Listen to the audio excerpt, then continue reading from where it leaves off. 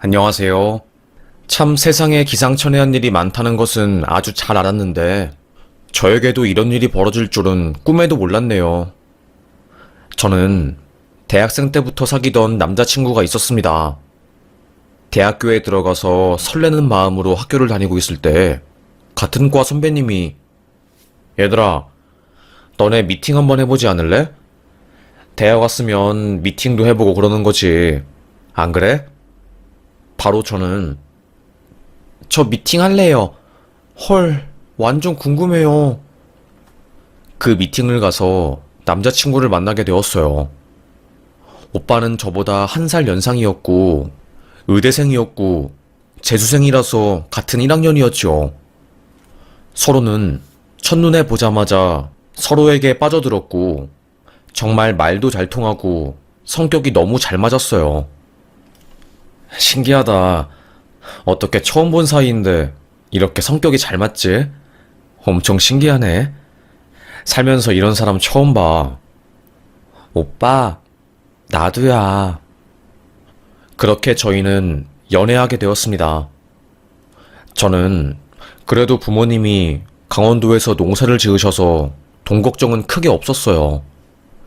우리 부모님이 일을 하시니까 먹고 사는데 문제 없었고, 저도 나름대로 알바하면 충분히 생활하는데 지장 없었죠. 하지만 문제는 남자친구였습니다. 남자친구는 소위 개천에서 용난 스타일이었어요. 우리 아빠는 알코올 중독자였어. 예전에 서울에서 패션 사업하셔서 엄청 잘 나갔거든. 그런데 사기당하시고 나서 모든 게 망가졌고, 그게 우리 아빠를 미치게 만든 거지. 술 안 마시면 잠을 못 잘 정도로 아빠를 폐인으로 만든 거야. 너무 힘들었어. 심적으로 고통스럽더라고, 나도. 그리고 동생은 동네에서 유명한 날라리였고, 그거 뒷수습하느라 엄청 고생 많이 하고, 다행인지 불행인지, 그래도 나는 공부하는 것에 비해서 성적이 잘 나와서 의대에 오게 되긴 했지만, 지금 학비도 내가 내야 하고, 아빠 병원비랑 동생 먹고 사는 비용도 과외해서 내가 다 대줘야 하는 형편이야. 남친은 굉장히 경제적으로 어려운 상황이었어요. 공부를 참 잘해서 장학금을 종종 받기는 했지만, 괴물들을 모아놓은 의대에서 장학금 받는 것은 거의 불가능할 정도로 힘든 일이었지요. 매번 받는 것도 한계가 있었고요. 하지만 저는 그런 오빠가 좋았고, 계속 사귀고 싶었고, 정말로 사랑했기 때문에 그 사람이 돈 때문에 학업을 중단하거나 힘들지 않았으면 했습니다. 그래서 저는 정말 최선을 다해서 도와줬어요. 오빠, 아무래도 오빠가 힘드니까 내가 데이트 비용 같은 것도 내 선에서 낼 수 있는 것은 최대한 내고 오빠 잘 챙겨줄게. 나는 오빠가 경제적으로 힘들지 않았으면 좋겠어. 그게 내가 원하는 유일한 거야. 어쨌든 나는 아빠한테 용돈 받으니까 그걸로 생활하면 되고, 내가 버는 알바비는 오빠한테 투자할게. 미나야, 너무 고마워. 그리고 미안해. 그때부터 저는 의대생 남자친구를 뒷바라지했던 것 같아요. 실습이나 시험 공부로 쫄쫄 굶으면서 도서관에서 하루 종일 공부하는 오빠를 생각하면 마음이 아파서 집에서 온갖 반찬들을 다 해가지고 도서관 앞에 찾아갔죠.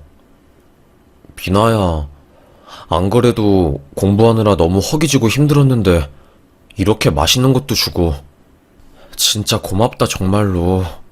와, 오빠, 내가 오빠 얼마나 많이 사랑하는지 알겠지? 나 진짜로 오빠가 너무 좋아.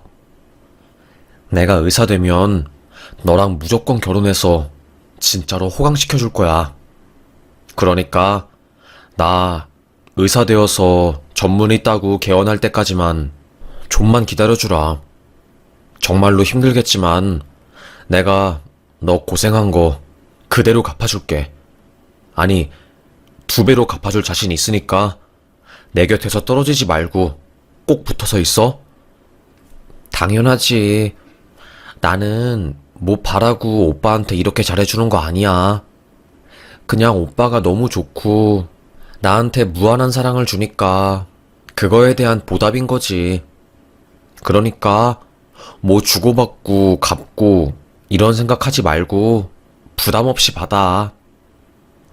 저의 이런 지극정성한 사랑을 보고 오빠 친구들은 야, 미나 같은 여자 없다. 어떤 여자가 이렇게 지극하게 남자친구를 챙기냐.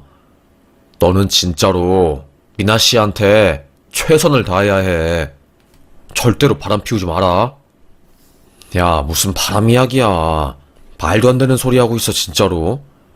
나는 내 인생의 첫 여자이자 마지막 여자는 미나야. 무슨 소리인지 알지?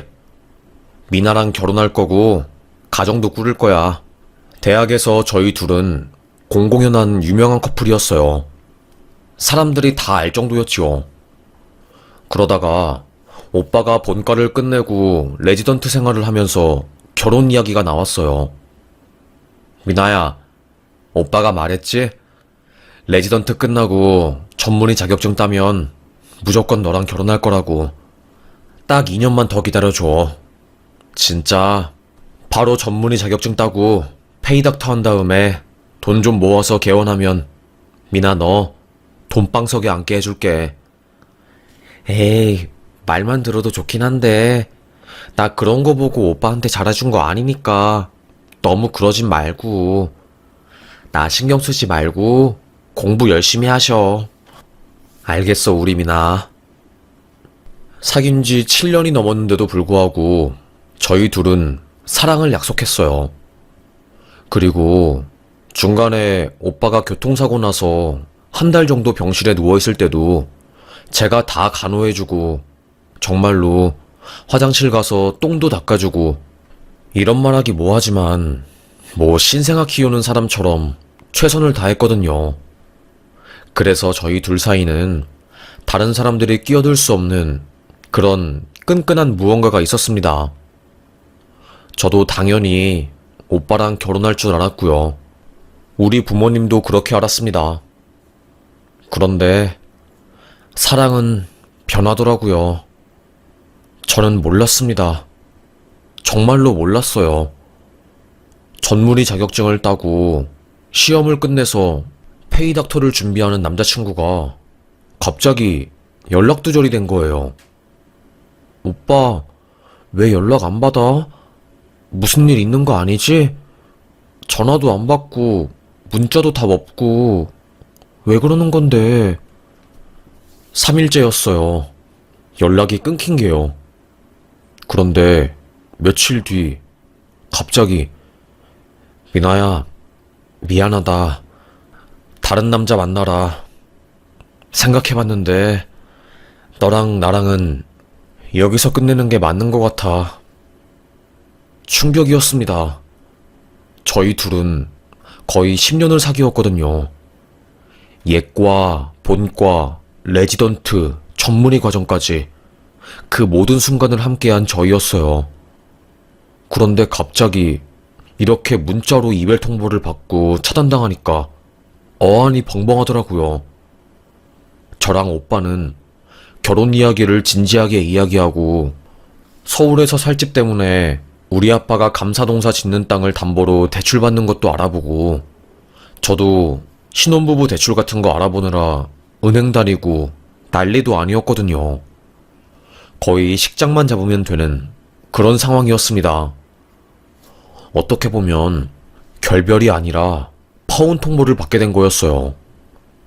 너무 황당해서 저는 오빠 친구들에게 연락했습니다. 오빠 친구 중에 2명은 우리도 어떻게 된 일인지 모르겠어. 준석이가 갑자기 연락이 두절돼서 무슨 일 있나 싶네. 같은 병원에서 전문의 과정할 때는 그래도 연락 자주 하고 그랬는데 준석이가 전문의 자격증 따고 나서 대학병원 나가고 나서는 우리도 연락이 잘 안 돼. 왜? 무슨 일 있어? 아니, 갑자기 파혼 통보를 하니까 너무 당황해서 만나서 이야기하고 싶은데 연락을 안 받으니까 오빠들한테 이렇게 연락한 거지. 일단 알겠어. 고마워. 그때 남자친구와 함께 인턴 생활을 했던 동기 언니한테서 연락이 왔어요. 비나야, 어떻게 된 일이야? 너 준석이랑 헤어졌어? 아니, 준석이 페이스북 들어가니까 청첩장 올라왔는데? 뭐라고요, 언니? 그게 무슨 소리예요? 난 당연히 너랑 준석이가 결혼하는 건 줄 알았는데 그게 아니라서 엄청 놀랐어. 무슨 다른 여자랑 웨딩드레스 입고 찍은 결혼사진이랑 청첩장이랑 다 올라왔는데? 보여줄까? 네, 언니. 그 언니에게 사진을 받은 저는, 와, 정말로 뒷골이 빡 하고 땡겼습니다. 남자친구는 저랑 만나고 있을 때 양다리를 걸치고 있었던 거였어요. 저랑 10주년에 병원 일로 바쁘다고 하면서 못 만났으면서 그날 그 여자랑 웨딩드레스 촬영을 간 거였어요. 그리고 부모님 준다고 면세점에서 산 가방이랑 선물들도 알고 보니까 그 여자한테 출장 갔다 온다고 거짓말 치고 선물을 준 거더라고요. 그리고 출장은 개뿔. 저랑 제주도로 여행 간 거였어요. 사람이 배신을 당하면 말이 안 나오고 언어를 까먹은 것처럼 아무런 생각이 안 들더라고요. 뭐라고 해야 할까요? 피가 거꾸로 솟다가 그냥 아예 무기력해진 느낌. 너무나도 충격이 큰 저는 손이 발발발 떨리면서 거의 1시간 동안 아무것도 못하고 죽은 사람처럼 침대에 가만히 누워 있었습니다. 알고 보니 남친은 저를 만나면서 2년 전부터 다른 여자를 만났던 거였어요. 그런데 더 웃긴 것은 청첩장 속에 있는 여자 얼굴이 너무나도 익숙한 거였습니다. 이상할 정도로 익숙했어요. 이상하다. 이 여자를 어디서 봤더라? 너무 얼굴이 익숙한데? 곰곰이 생각을 하다가 갑자기 딱 머릿속에서 스쳐 지나가는 이름이 있는 겁니다. 아, 헐, 대박. 와, 용세진이었어? 용세진? 소름 끼치네, 진짜. 어떻게 이럴 수가 있지?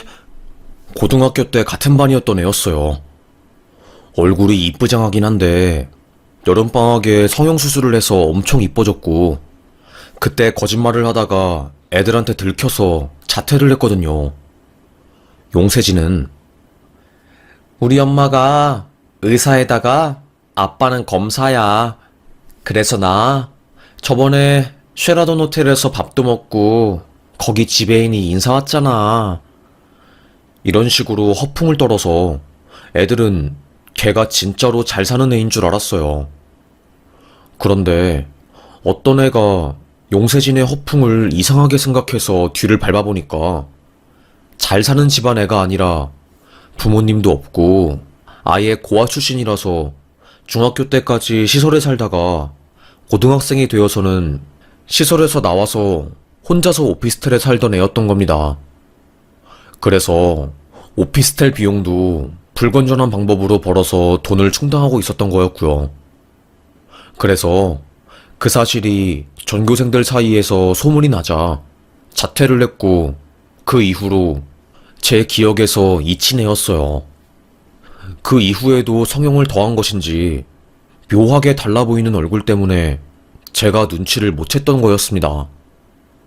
그런데 제가 알기로는 용세진은 가난한 아이이고 고아인데 어쩌다가 재벌집에 잘 사는 여자로 위장을 해서 제 남자친구인 의사랑 결혼을 한 건지 알 수가 없었어요. 저는 그때부터 뒤를 캤지요. 동창들한테 말하니까 헐, 너 몰랐구나 미나야. 한 3년 전인가? 용세진이 동창회 나와서 애들 사이 쑥대밭으로 만든 거 몰랐지? 그거 되게 유명한 사건인데? 알고 보니까 용세진이 동창회에 나와서 엄청 성공한 투자자인 척을 했던 거였어요. 애들은 이미 용세진이 한 번 거짓말을 했던 적이 있었기 때문에 믿지 않았지만 외제차를 타고 고급 아파트에 입주를 하고 돈도 펑펑 쓰고 하는 모습을 보고 조금씩 믿게 된 거고, 그때부터 돈을 투자한다고 자기 돈도 불려달라고 애들이 맡겼다고 하더라고요.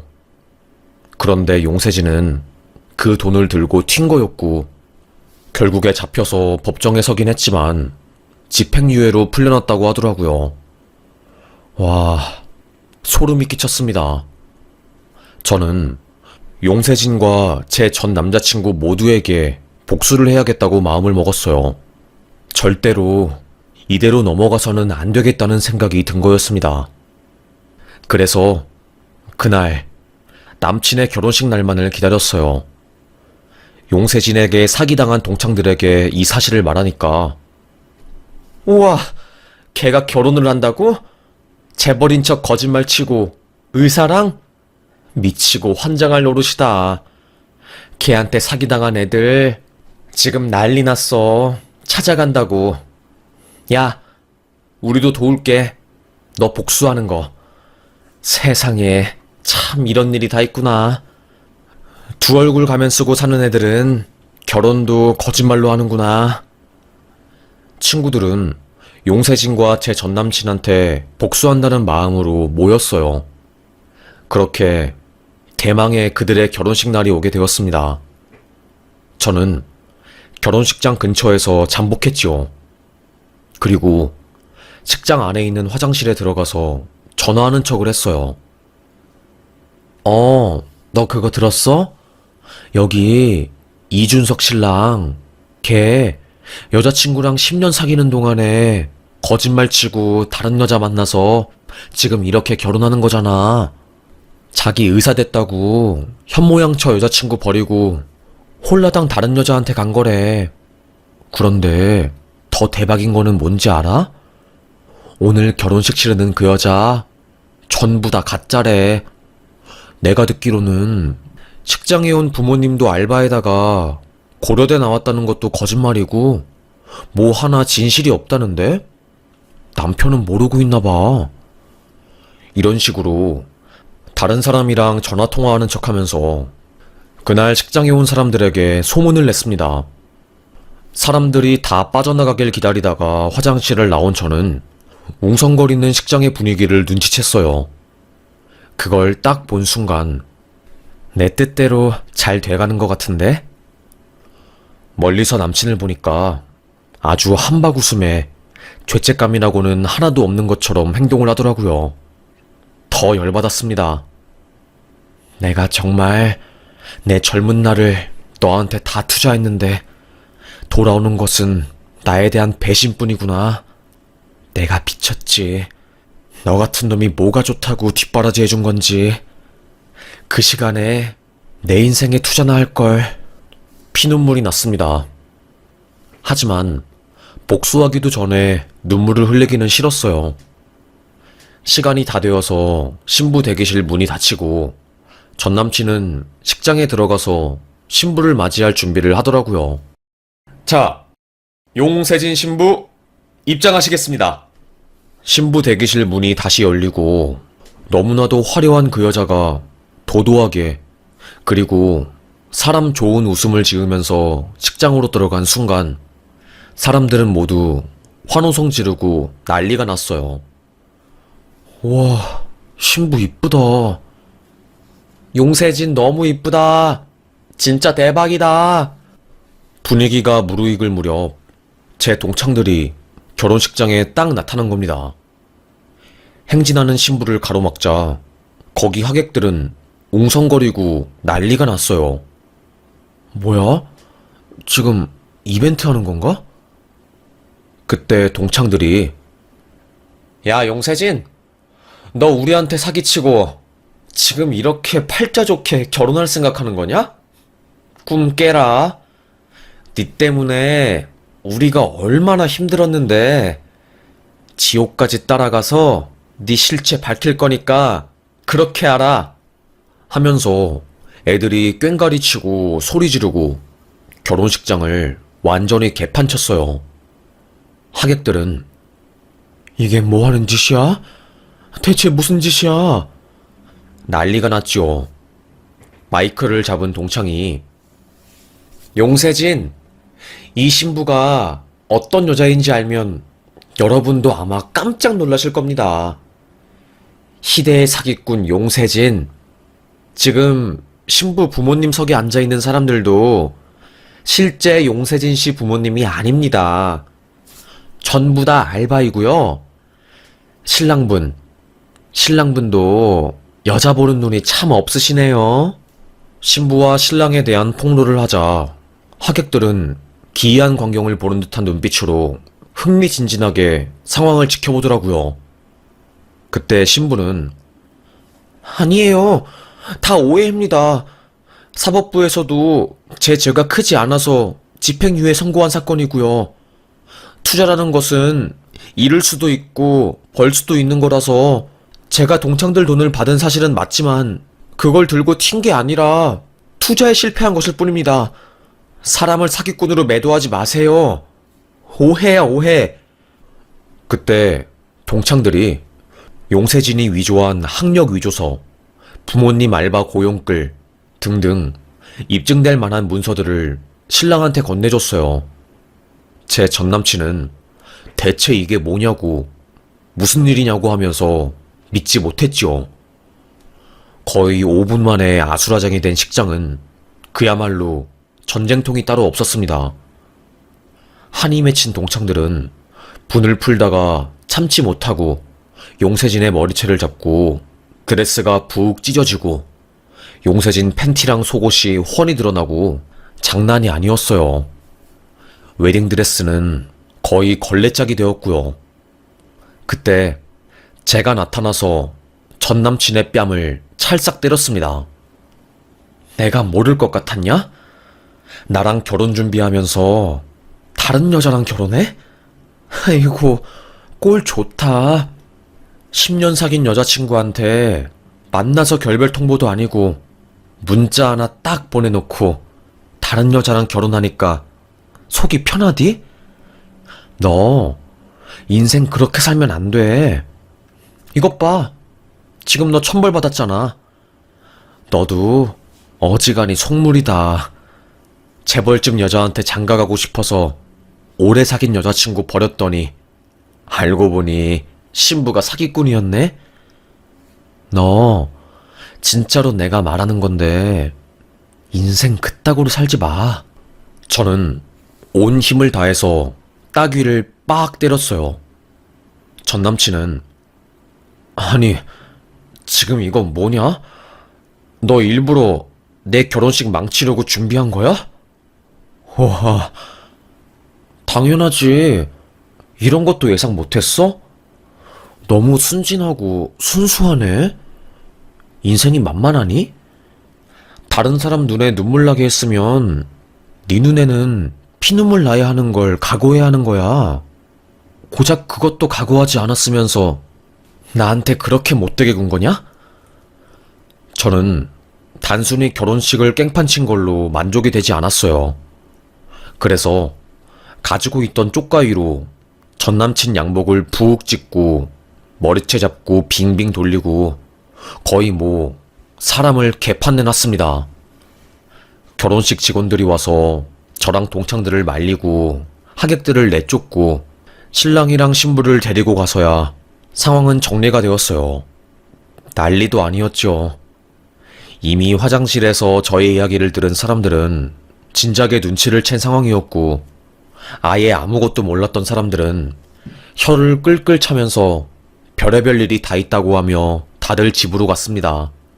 나중에 들어보니까 실제로 용세진의 거짓말, 학력부터 시작해서 직장, 직업, 재력, 부모님 등등 모든 게 거짓말이라는 것을 알게 된 전남친은 그 여자랑 파혼을 했다고 하더라고요. 그렇게 저는 복수 아닌 복수를 하게 되었지만 사실 남는 것은 하나도 없었어요. 복수를 하는 것도 저를 파괴하는 일이더라고요. 뭐 마음에 응어리 같은 게 없어져서 다행이긴 하지만 순간순간 울컥울컥 올라오는 그 배신감이라는 감정은 어쩔 수 없더라고요. 심리 상담을 받기 시작하면서 조금씩 좋아졌고, 저도 학교를 졸업하고 나서 임용고시에 합격해서 제가 먹고 살 길 찾고 다시 연애를 시작하면서 그날의 기억이 점점 줄어들었습니다. 그날 이후로 동창들이랑 잘 연락하지 못했어요. 연락하면 아픈 기억이 떠오르니까요. 각자 다들 복수를 하고 일상생활로 들어가서 평화롭게 잘 살았습니다. 용세진과 전남친에 대한 근황은 모른 채로요. 사실 알고 싶지도 않고 궁금하지도 않았어요. 안 보는 게 약, 모르는 게 약이란 것을 저는 알았으니까요. 그러다가 좋은 사람 만나서 결혼하고 저는 아이도 낳고 행복하게 잘 살았어요. 시간이 지나서 그날의 기억이 거의 10년 전 기억이 되었고요. 그렇게 기억 저편에 묻어두고 살던 중에 저를 깜짝 놀라게 한 사건이 생긴 거였습니다. 제가 아이를 데리고 친정집에 갔다가 아이들은 남편이 다시 서울로 데려가고 저는 강원도에 남아서 아픈 아빠를 조금 더 간병하고 있었어요. 오랜만에 대학을 다닌 고향으로 내려오니까 싱숭생숭하기도 하고 또 옛날 추억도 생각이 나서 동네를 한 바퀴 돌았어요. 그런데 제가 다닌 대학교 앞에 무슨 아주 행색이 허름하고 거지 같은 사람이 보이는 겁니다. 뭐야, 무슨 학교 앞에 거지가 있어? 학생들 무섭게. 여기 경비원은 관리를 안 하나? 아이 키우는 입장에서 신원도 확실하지 않은 남자 거렁뱅이가 앞에서 옷도 제대로 안 입고 누워있는 걸 보니까 꽤나 걱정이 되더라고요.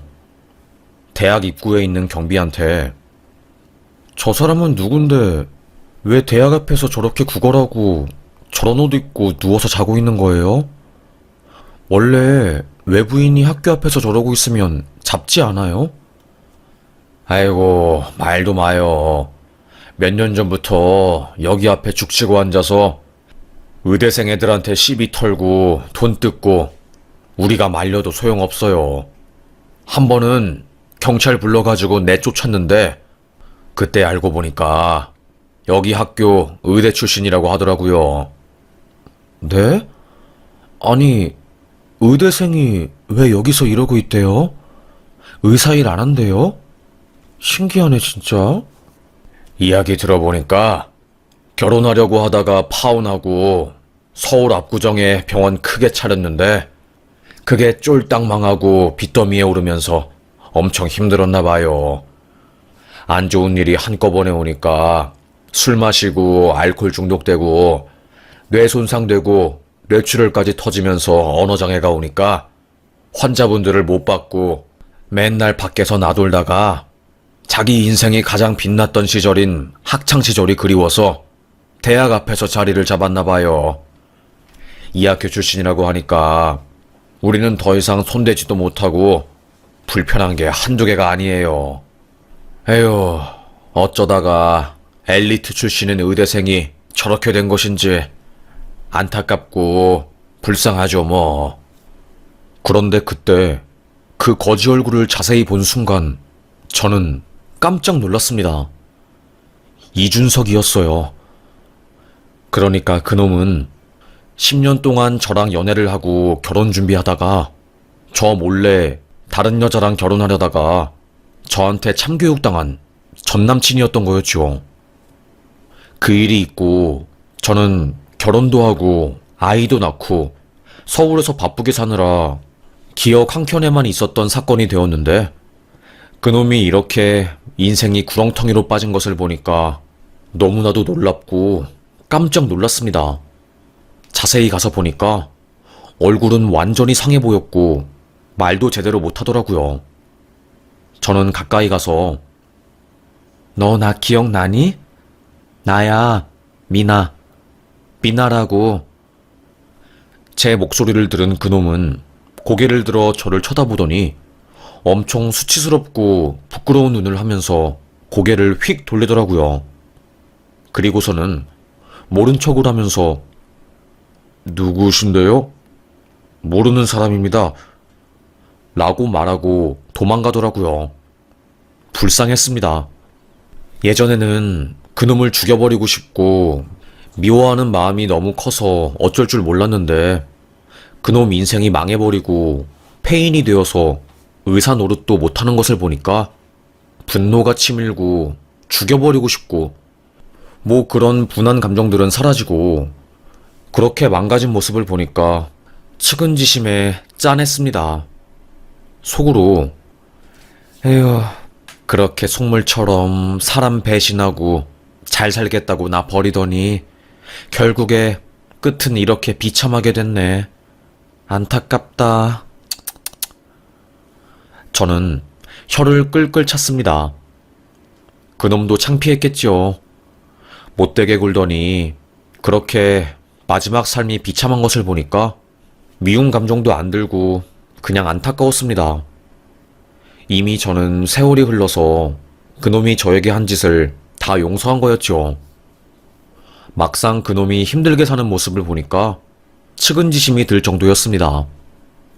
집에 가서 남편에게 이 사실을 말하니까 그러니까 인생이 그런 것 같아.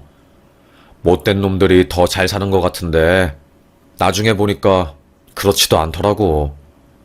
성격 안 좋고 못된 놈들은 결국 나중에 다 돌려받게 돼 있더라. 주변 사람들이 앙심을, 흑심을 품고 있으니까 조금만 틈을 보이면 공격당하고 그리고 성격이 안 좋으니까 나중에 자기가 자멸하더라고. 당신도 잘했어. 분노나 미워하는 감정을 가지고 살면 내 마음만 힘들더라고. 당신이 이긴 거야. 지금 이렇게 아이 낳고 잘 살고 있잖아. 지금 행복한 사람이 최고인 거야. 과거에 잘 나가고 돈 잘 버는 거 그거 다 필요 없더라. 남편의 말이 맞았습니다. 맞아. 당신 말이 맞는 것 같아. 나는 분노를 가슴에 품고 살 수 없는 사람 같아. 과거에는 그렇게 힘들고 죽고 싶고 어떻게 복수할까 생각했는데 시간이 지나서 내 마음이 넓어지니까 다 그냥 그러려니 하게 되네. 솔직히 그놈이랑 파혼하게 되었으니까 당신처럼 좋은 남자를 만나서 이쁜 아이도 낳고 행복하게 사는 거지. 나는 그렇게 생각해. 그때는 10년 동안 사귄 날 배신한 그놈 때문에 살도 10kg 넘게 빠지고 몰골이 완전히 해골이었는데 웃기게도 시간이 해결을 해주네. 참 신기하다. 저는 그렇게 이번 일을 통해서 정말 많은 것을 깨달았습니다. 죽고 싶었던 마음과 영원히 가지고 가야 할 것 같은 그 상처들은 결국에 희미해지긴 하더라고요. 비록 완전히 사라지고 내 마음속에서 없어지는 일은 아니겠지만 결국 시간이 흘러서 그 일이 저에게 큰 도움이 되는 것은 맞는 것 같습니다. 상처가 난 자리는 더욱더 딱딱해지고 강한 보호막이 생기는 것 같아서요. 상처를 통해서 저는 성장했다고 생각을 하고 그 상처를 통해서 사람 보는 눈을 기를 수 있게 되었고 더 큰 피해를 막을 수 있었던 것 같습니다. 그래서 저는 오늘 이 이야기를 적어보게 되었어요. 비록 저의 이야기라서 제가 이 사연을 보내면 누가 저를 알아보고 연락을 할 수도 있지만 저는 그것보다 더 중요한 게 저랑 비슷한 처지에 있는 사람들에게 저처럼 잊을 수 없는 상처를 가진 사람에게 도움이 되고 싶었어요. 그리고 확신할 수 있는 것은 나쁜 짓을 벌이는 사람들은 결국에 자기들이 자기 무덤을 파는 일을 하는 거라고 생각합니다. 나쁜 사람에게 나쁜 짓을 당했다고 해서 우리도 그렇게 해서는 안 된다고 생각해요. 똑같은 사람은 최소한 되지 말아야죠. 제 전 남자친구도 결국에 저를 배신하고 다른 여자랑 결혼하려고 하다가 자기의 의사 인생마저 나락으로 가게 되었고, 제 고등학교 동창이자 남자친구의 두 번째 여자친구인 그 여자도 결혼식장에서 자기 실체를 다 들키고 평생 전국을 떠돌면서 사는 떠돌이 인생이 되었으니까요. 그들은 원래부터 악한 마음을 가지고 있고, 내가 굳이 나서서 그들에게 복수하고 파멸할 때까지 나의 마음을 고통스럽게까지 하면서 분노할 필요는 없는 것 같습니다. 생각보다 마음속에 분노를 가지고 사는 것은 쉬운 일이 아니더라고요. 저에게도 참 힘들었습니다. 그래도 시간이 흘러서 많은 것들을 제가 깨닫게 되었고, 10년이라는 세월이 흐르긴 했지만 그 세월이 절대로 헛된 세월이 아니었기에 지금은 행복하고 그저 감사할 뿐입니다. 인간이 살면서 타인에게 상처를 안 받는 일은 없을 수가 없으니, 상처를 받고도 그 상처와 함께 같이 잘 공생하고 행복하게 살아갈 수 있는 방법을 배우는 것이 가장 좋은 일인 것 같습니다. 저도 그렇게 하기 위해서 정말 많은 노력을 했고, 여러분도 그렇게 했으면 하는 바람에서 이렇게 글을 쓰게 되었습니다. 삶이라는 게 쉬운 게 아니고 기본적으로 고통스러운 거라고 생각을 하면 기분이 좀 나아지더라고요. 여러분도 기운 내시길 바라면서 저는 사연 여기서 마무리하겠습니다. 요즘 경기가 안 좋아서 먹고 사는 게 더 팍팍한데, 여러분도 부정적으로만 생각하지 말고 하루하루 행복한 생각들, 긍정적인 생각들 하시면서 사시길 바라겠습니다. 어차피 뭐 행복하려고 사는 인생이잖아요. 저는 적어도 그렇게 믿습니다. 내가 행복해야지 내 주변 사람들도 행복해지고, 그렇기에 내 자신을 가장 1순위로 챙겨야 한다고 생각합니다. 힘드시겠지만 오늘부터 우리 자신을 위해서 살아가자고요. 젊은 날의 나는 의대생 남친을 뒷바라지하느라 내 인생을 뒷전으로 밀어버렸지만 이제는 아니니까요. 이제는 누구의 엄마, 누구의 아내보다는 그저 나의 이름 석자를 새기면서 이 세상에서 살아가고 싶은 마음입니다.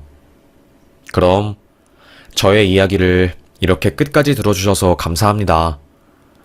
저는 사연 여기서 마무리하겠습니다. 정말 감사합니다.